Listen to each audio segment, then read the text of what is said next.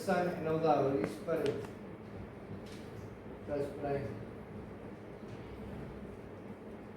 Almighty God, unto whom all hearts are open, all desires known, and from whom no secrets are hidden, cleanse the thoughts of their hearts and minds, that through the inspiration of the Holy Spirit we may truly love you and worthily magnify the holy name. Amen. Our call to worship this morning comes from Psalm number 15, 1-5. Psalm of David. The theme of this song is guidelines for living a blameless life. Lord, who may dwell in your sanctuary? Who may live in on your holy hill? He whose walk is blameless and who does what is righteous, who speaks the truth from his heart and has no slander on his tongue, who does his neighbor no wrong and casts no slur on his fellow man, who despises the vile man but honors those who fear the Lord, who keeps his oath even when it hurts, who lends his money without usury and does not accept a bribe against the innocent. He who does these things will never be shaken. Our first hymn this morning is hymn 151. Who is he on yonder stall, at whose feet the shepherds fall? If it wasn't for Reverend Watson, I would never have gotten to fall in love with his hymn. The statement reading this morning comes from the prophecy of Micah, chapter 6, verse 1. And the heading there is the trial of the people, the Lord's case against Israel. Listen to what the Lord says. Stand up, plead your case before the mountains. Let the hills hear what you have to say. Hear, O mountains, the Lord's accusation. Listen, you everlasting foundations of the earth. For the Lord has a case against his people. He is lodging a case against Israel. My people, what have I done to you? How have I burdened you? Answer me. I brought you up out of Egypt and redeemed you from the land of slavery. I sent Moses to lead you, and Aaron, and Miriam. My people, remember what Balak, king of Moab, counseled, and what Balaam, son of Beor, answered. Remember your journey from Shittim to Gilgal, that you may know the righteous act of the Lord. With what shall I come before the Lord and bow down before the exalted God? Shall I come before you with burnt offerings and calves a year old? Will the Lord be pleased with thousands of lambs, with 10,000 rivers of oil? Shall I offer my firstborn for my transgression, the fruit of my body for the sin of my soul? He has showed you, O man, what is good, and what does the Lord require of you? To act justly, and to love mercy, and to walk humbly with your God. The Gospel reading this morning comes from the Gospel of Matthew, chapter 5, verses 1 to 12. Jesus gives the Sermon on the Mount. Now, if you want to read the whole Sermon on the Mount, it's chapters 5, 6, and 7. But verses 1 to 12 of chapter 5 we are doing today. Now, when he saw the crowds, he went up a mountainside and sat down.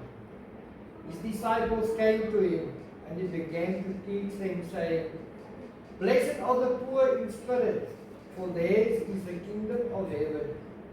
Blessed are those who mourn, for they will be comforted. Blessed are the meek, for they will inherit the earth. Blessed are those who hunger and thirst for righteousness, for they will be filled. Blessed are the merciful, for they will be shown mercy. Blessed are the pure in heart, for they will see God. Blessed are the peacemakers, for they will be called sons of God. Blessed are those who are persecuted because of righteousness, for theirs is the kingdom of heaven. Blessed are you when people insult you, persecute you, and falsely say all kinds of evil against you because of me. Rejoice and be glad, because great is your reward in heaven. For in the same way they persecuted the prophets who were before you. And the Lord add His blessing to His word this morning. Amen. So the theme this morning, keeping to the path of righteous living. And we start with Micah. Now imagine a courtroom where God is the judge and you are in the guilty box and must give answer for what you have done. But the question the Lord raises through His prophet Micah is, my people, what have I done to you? It's not a rhetorical question, but actually a question that none of us can answer in a negative way. Because God, in all His fairness, love, grace and mercy, has never done anyone any wrong. As Paul says in Romans 8 verse 28, for we know that God works for the good of all those who love Him, who have been called according to His purpose. And yes, God works for our good. Like a loving father who looks after his children and have patience when they go wrong and sometimes punish. Can hop, ground the child, bedroom or whatever. You can't give corporal punishment anymore against the Lord. God calls on the mountains and the hills as witnesses, and indeed they would be the most excellent witnesses, as on these mountains and hills, on the high places. Once the people had gone astray after false gods and idols, they would build altars and temples to their idols and worship there and bring offerings to these idols. And the worst form of idol worship was Baal worship, where they would offer their firstborn child as a burnt offering. I can't do that. When you read through the 2 books of Kings and the 2 books of Chronicles, you will find that the one king would follow the Lord and the law of Moses, and then when he passes, the next king would then just go in the opposite direction in an attempt to try and please the people with the idol worship and all the sin that goes with that type of worship. The biggest sin of all was deserting the Lord, their God, for false gods and idols made of sticks and stones that cannot do anything. Or as my old boss used to say, Uncle Van used to work in the machines in the factories. And when a part was broken or a machine was broken, he'd look at it and say, that's no good to man or beast, just throw it away. That's what idol worship is. It's no good to man or beast. The Lord speaks through Micah and states His case against His people, lodging a charge against Israel. Now, before you think that this ancient writing has no bearing on us here today, think again. We seated here today represent the spiritual Israel. We too have sinned in some way, shape or form, maybe knowingly or unknowingly, as what is written on a traffic fine. I experience a lot of speeding fines. Wittingly or unwittingly, knowingly or unknowingly. Forgive us, Father, for we have sinned in thought, word and deed, in the bad things we have done and in the good things we have left undone. So easy to commit a sin. Even if you do not regard it as something wrong. So easy to speed with a car or motorcycle. especially if you have a lacquer one, like a V8, just touch a petrol and when you're looking at you over the speed limit. That's how easy it is to commit sin sometimes. But nonetheless, yeah, blessed are we to have Jesus Christ who died for our sins, who emptied himself and gave up the ghost on the cross. The Lord reminds his people of all the good he had done for them. These stiff-necked people, as stubborn as a mule sometimes, they are reminded that the Lord brought them out of Egypt with an outstretched arm and a mighty hand, freed from the slavery which was ever on the increase in Egypt. The leaders were Moses and Aaron, and their sister Miriam is also mentioned here.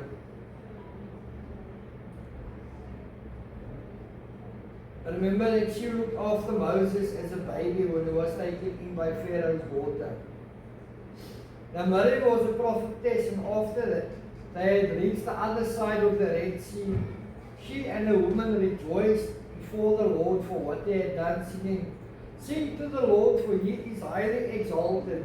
The horse and its rider he has rolled into the sea." The Lord reminds them of all of the evil that he had saved them from before crossing the Jordan into the promised land. He reminds them of the instructions that they received at Shittim through Joshua, and again once across the Jordan at the first campsite at Gilgal. The covenant they had made with the Lord to keep his commandments.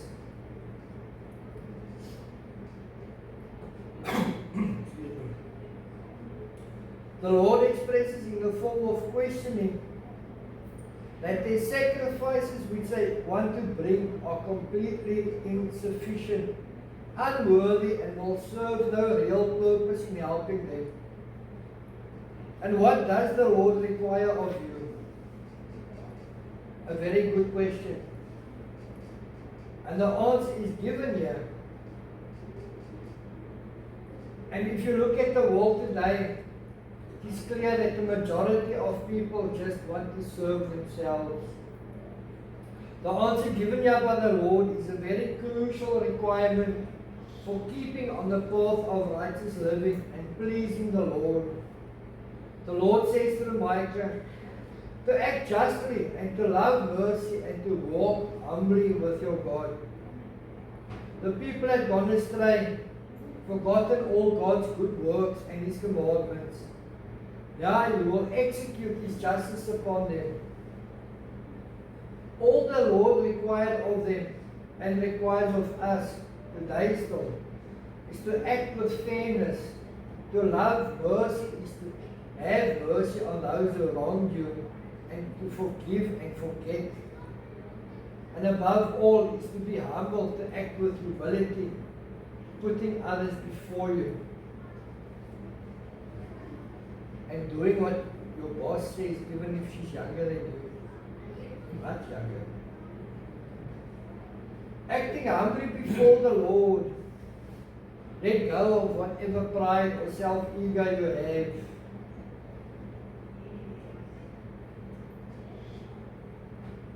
It will do you no good the day you stand before the Lord. What you want to hear the Lord say to you on that great day is, well done, good and faithful servant. Be fair in all your dealings with everyone. Have mercy on everyone. And live a humble life with God. For no other would ever replace the God we serve. In the song we have for today, David gives us many standards for righteous living. Allow me just to go through them quickly. He who is blameless, does what is righteous, speaks the truth, utters no slander, does no wrong to a neighbor, casts no slur on others, despises a vile person, honors those who fear the Lord, keeps a promise even when it hurts, lends money to the poor without interest, does not accept a bribe against the innocent. David begins the psalm with a question of who may dwell in your sanctuary, because he loves the house of the Lord. Even though in David's time it was still the tabernacle. David had a great desire in his heart to know God better and walk with God in a deeper manner. Only the high priest could come and go in the sanctuary, and only they were allowed to enter the Holy of Holies. David was not permitted to go into the Holy of Holies. David wanted to enjoy the benefits of living in God's house, enjoying God's fellowship, God's protection and God's provision. David's deepest desire was to be with God in heaven and live in his house forever. How much more fortunate are we then today that we can enjoy fellowship with the Lord through Jesus Christ, His only begotten Son. Through the crucifixion of Jesus, when he blew out his last breath, the curtain in the tabernacle, they separated the Holy of Holies from the other section, or into, from top to bottom, not from bottom to top. As if it tore from the bottom to the top, you could say somebody tore it. It tore from the top right down all the way to the bottom. Right? Curtain in the temple was torn in two and the life gate was opened. Access to God was granted for everyone. A blameless character, a righteous conduct, and truthful conversation are to be applied specifically and practically in our daily lives.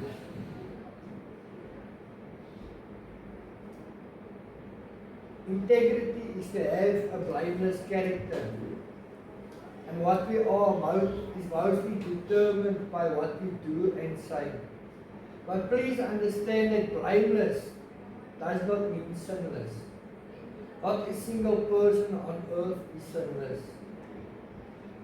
1 John chapter 1 verses 8 to 9 reads as follows. If we claim to be without sin, we deceive ourselves and the truth is not in us. If we confess our sins, He is faithful and just and will forgive us our sins and purify us from all unrighteousness.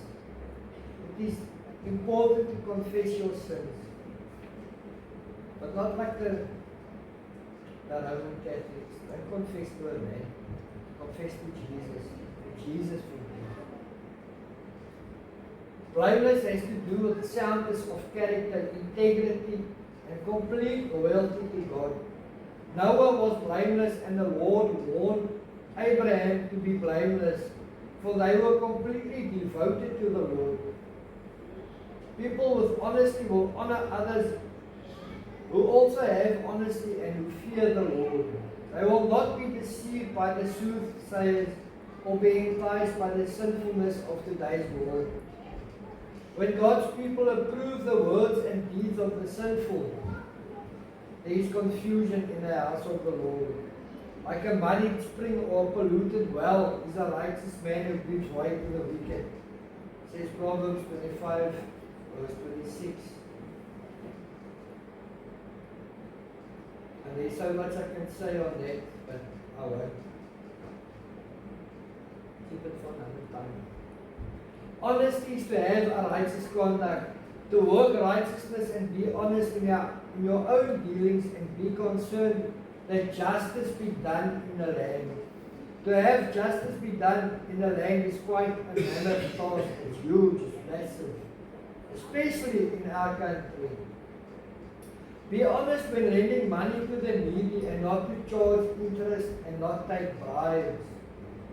What good is a measly few pennies going to bring you by means of a bribe once you are caught out and lose everything else? I don't know who of you have been listening to the news like that. Somebody at Home Affairs was handing out death certificates for people still living, so the family members could collect the insurance money. What good is that going to do you?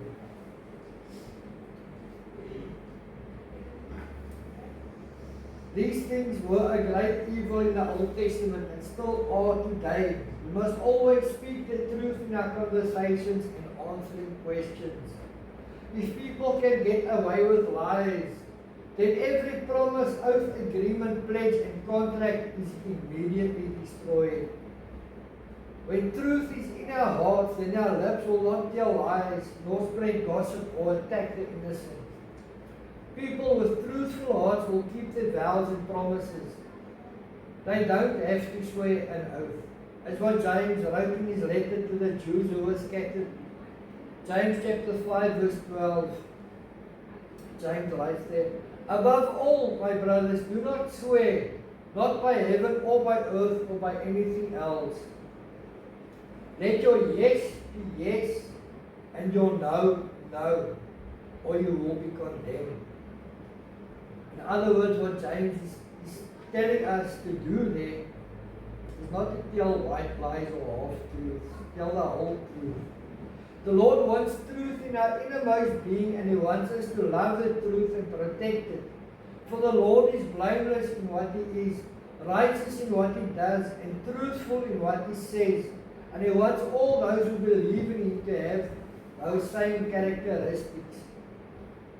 David closes off his psalm with, "He who does these things will never be shaken." Which means that when we live according to these standards, we will have security and stability in life and will not be afraid of being moved from anything, whether it be earthly or spiritually. God's promise to us is that we are firmly grounded on His covenant promises and need not fear. In these last days, God is shaking things so that only the true will remain and the false will be exposed. As Paul encouraged in his letters, stand firm then in your faith and do not be afraid. Firmly grounded. To be grounded is important. Ask an electrician what it means to be grounded. If something's not grounded, boy, you're going to get a shock. That's it. Jesus was never afraid of anything, but I'm sure his earthly body just wanted some peace and quiet sometimes. As when Jesus saw the crowds, He went up on a mountainside. And this was early on in His ministry and at the beginning of His great Sermon on the Mount. Now, one is just to read a bit back to see where these crowds had come from. They came from Galilee, the Decapolis, Jerusalem, Judea, and the region across the Jordan. Indeed, the picture that comes to mind is thousands of people from both the northern and southern regions. Because all of these people had heard about Jesus and that He heals all sorts of ailments and sicknesses and even heals the demon-possessed. And sadly, that's all that they wanted from Jesus, just to be healed, to be physically healed, not spiritually. Because the Pharisees could not do what Jesus had done. These crowds following Jesus showed potential disciples, and Jesus welcomes those who wish to become His disciples. Jesus taught His disciples, but also the crowds that were present, showing that Jesus wanted them all to hear, calling all of them to His side.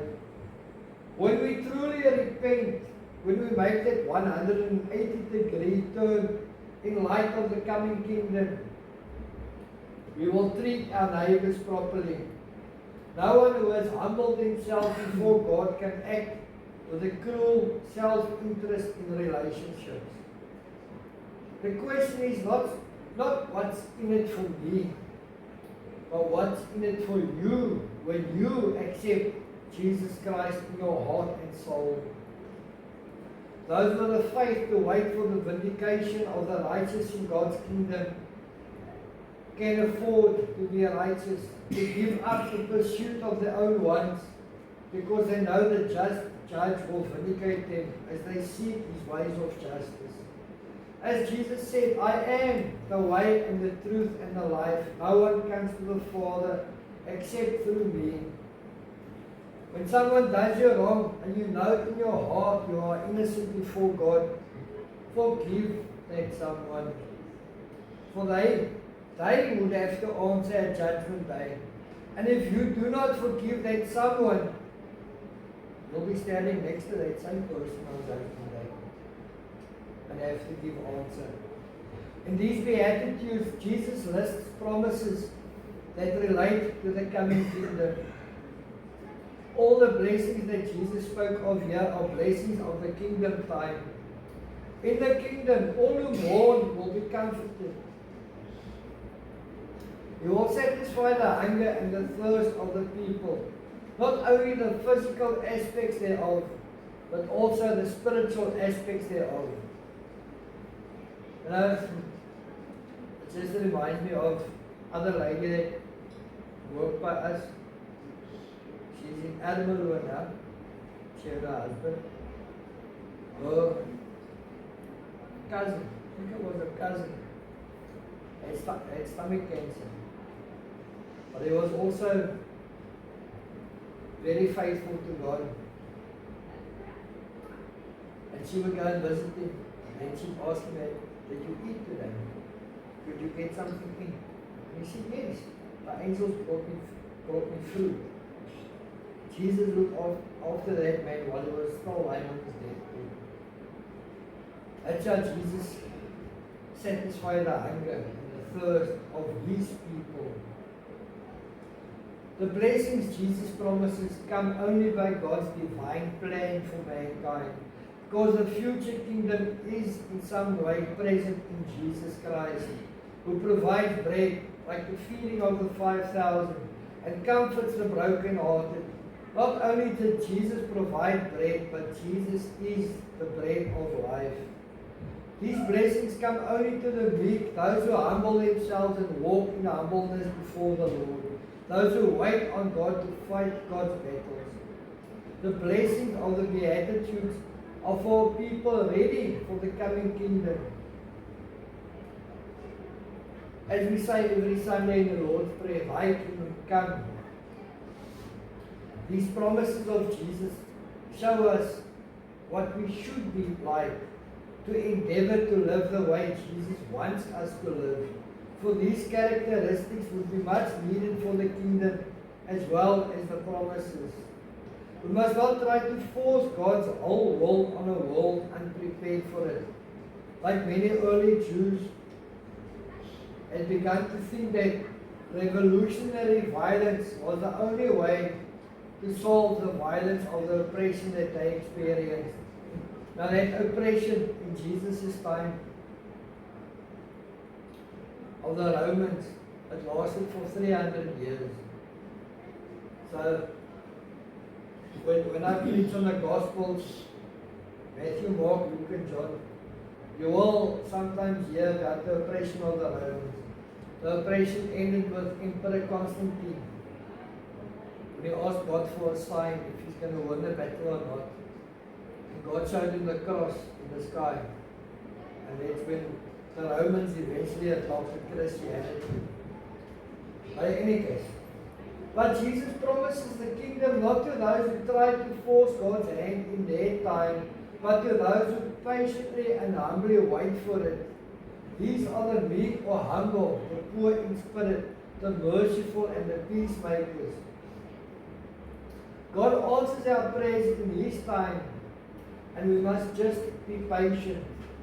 He has heard us and He will answer us, even when we think that God had forgotten us. He never forgets us or our prayers. To be a peacemaker not only means to live in peace, but bringing peace and harmony among others. This job requires us to work for reconciliation with our spouses, family members, neighbors, and all people, as much as what we are capable of. God favors the humble who trust in Him rather than their own strength. The truly humble are not easily provoked to anger. As what Paul says, what my father always used to tell me when we were just married, well, we used to argue a lot over nonsense. Papa, don't let the sun set in your anger. Eh? That's what Paul says. Now this is what James says about anger. James chapter 1 verse 19 reads, "My dear brothers, take note of this. Everyone should be quick to listen, slow to speak, and slow to become angry. For man's anger does not bring about the righteous life that God desires. And I say to you, anger is a tool of the devil. Because if you go to bed, if you let the sun set on your anger, it festers and gets worse. Then you also must say to your spouse, "Ag, wat vat jou goed in trek." That type of anger. These are the poor in spirit, the meek, those who appear in the Old Text as the lowly and oppressed. The oppressed poor become holy, holily dependent on God. It refers not only to the materially poor and oppressed, but to those who have taken that condition to their heart by not permitting themselves to be deceived by the attraction of wealth. That is what Paul calls denying the flesh. Jesus promises the kingdom to the powerless, the oppressed, who welcome the poverty of their condition by trusting God rather than favors from the powerful for their relief. The inequities and sins and injustices of this world will not forever taunt the justice of God, for God will ultimately justify the oppressed when Jesus reigns as King and judge on Judgment Day. This promise gives us hope to work for justice and grace, to endure the hard path of love. These humble and meek are also those who yearn for God above all else. It emphasizes a yearning for God's righteousness more than for food and drink. It is that hunger for righteousness which is a yearning for God's justice, for He is setting free the oppressed, lifting them up from their oppression and oppressors. Blessed are those who mourn, for they will be comforted. Mourn because you have sinned, and seek repentance, because you grieve over the sins of your people and your own sins. Some committed in ignorance of the word, some committed in knowing the word. The comfort that Jesus promises those who mourn, your sins are forgiven.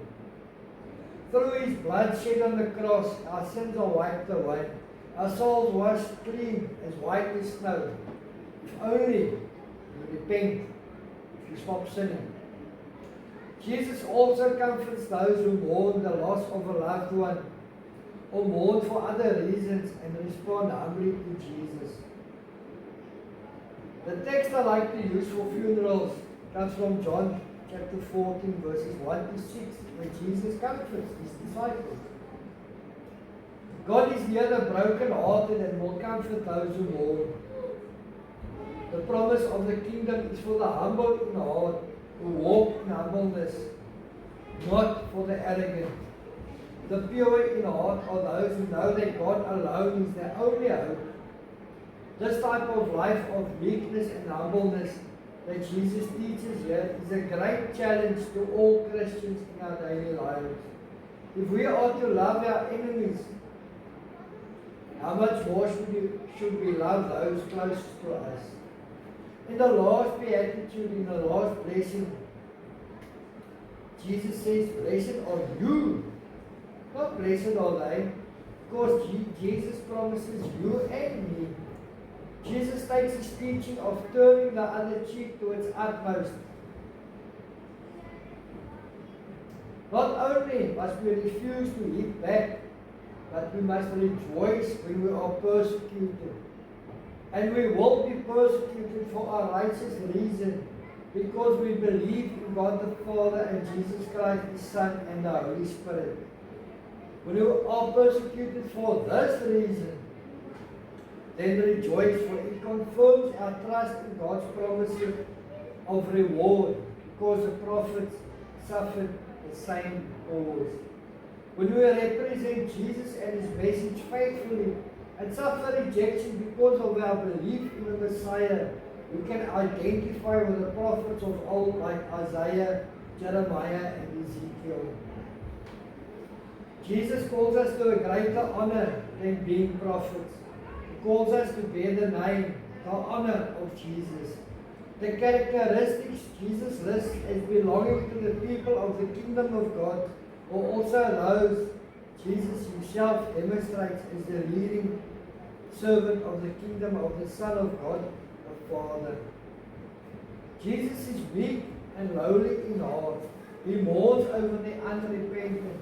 He shows mercy. He is a peacemaker.